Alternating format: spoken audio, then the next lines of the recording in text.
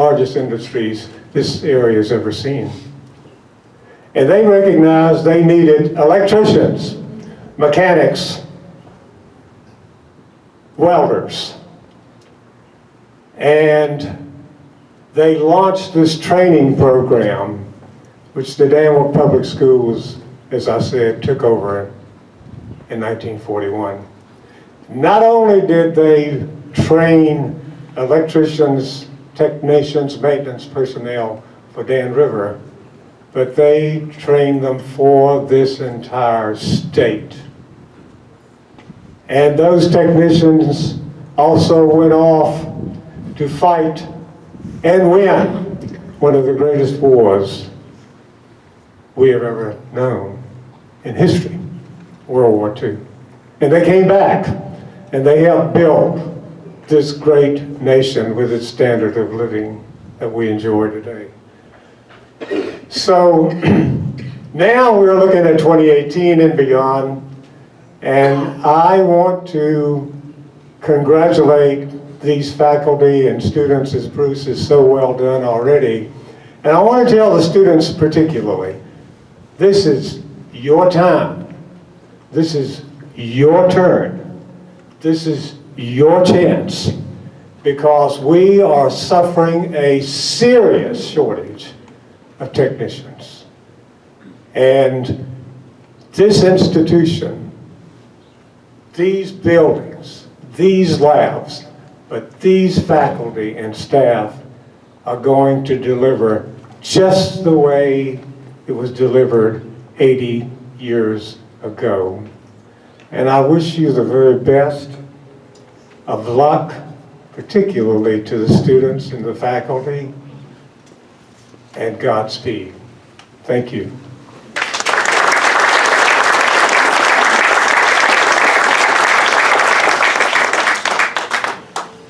Our last speaker, Delegate Danny Marshall, I've gotten to know over the last 5.5 years, and I tell you, I have so much admiration and respect for what he has done.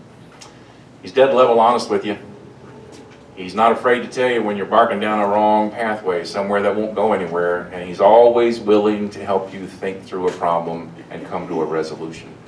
I can tell you that neither of these buildings would have been possible but for his leadership and his support and his championing of the legislation. So I'd like to recognize, please, Danny Marshall.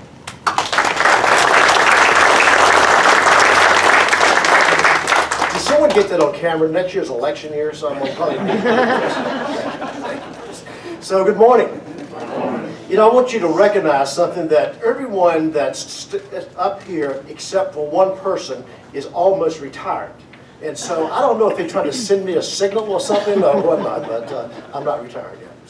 So again, good morning. It is with great anticipation that we celebrate the opening of a new welding building and the reopening of the Charles R. Hawkins Engineering and Industrial Technologies building, with a state-of-the-art training equipment and excellent instructors. We have great news for the staff of these buildings. We expect you to be very busy. The economy is improving every day, to the point of numerous jobs are going unfilled. Sorry. The trades, especially precision machining and welding, have job openings. The Virginia Employment Commission just last week reported there are 912 welding jobs in Virginia and 10 here in Danville that are going unfilled. Danville Community College is challenging the landscape as they work to help fill the shortage of skilled trades through their outstanding training programs. People can go through this training and qualify for good paying jobs that are in demand.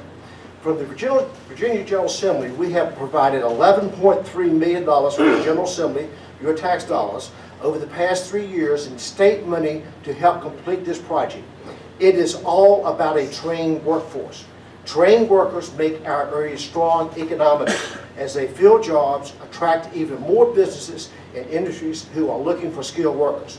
We applaud DCC for its vision and excellent training for skilled trades. Keep up the good work, and thanks for what you do. Thank you.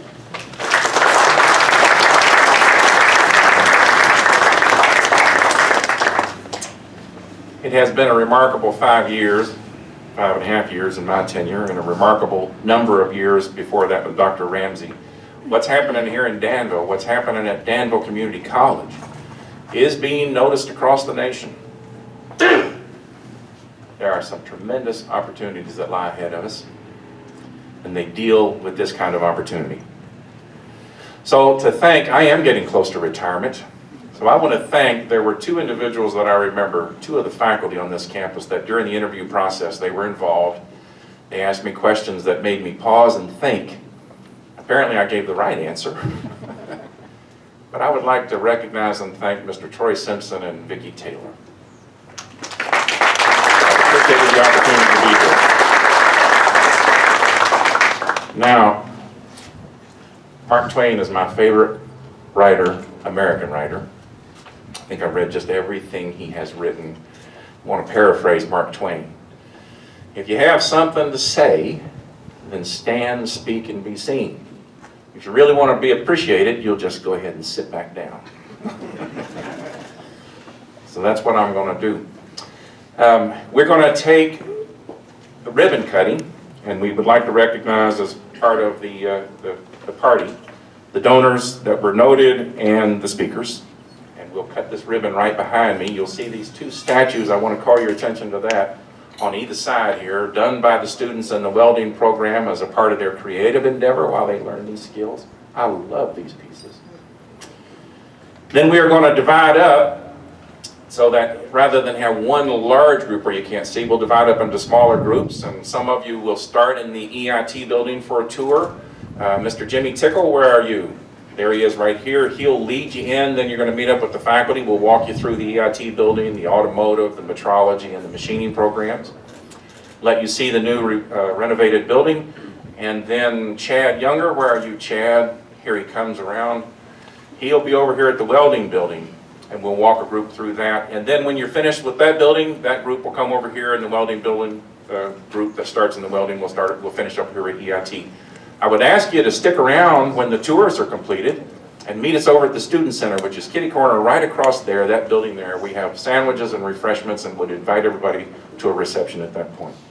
So if I could get the parties, the donors, the speakers, if we could each take a pair of scissors and let's move out to the ribbon.